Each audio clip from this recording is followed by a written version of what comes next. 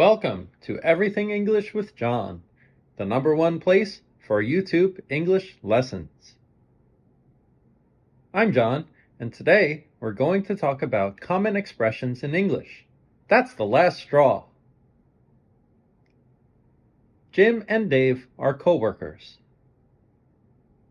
Right now, they're having a conversation in the break room.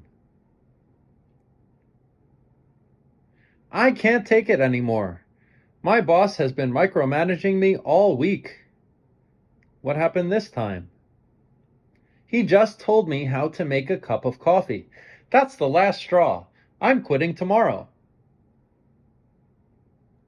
Wait, that's a really strong reaction. Have you considered talking to HR about the issue? I've tried that before and nothing ever changes. I've had enough.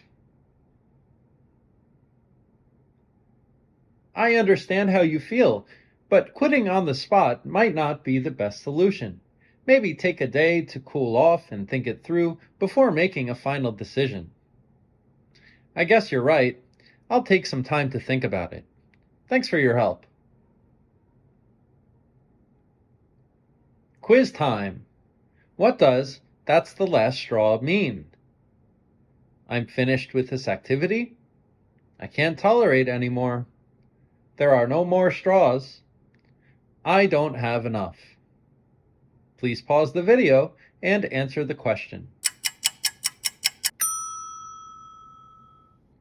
That's right, it's B. I can't tolerate anymore. Teaching moment. Jim was upset about his boss micromanaging him. He told Dave that it was the final thing to make him angry and quit.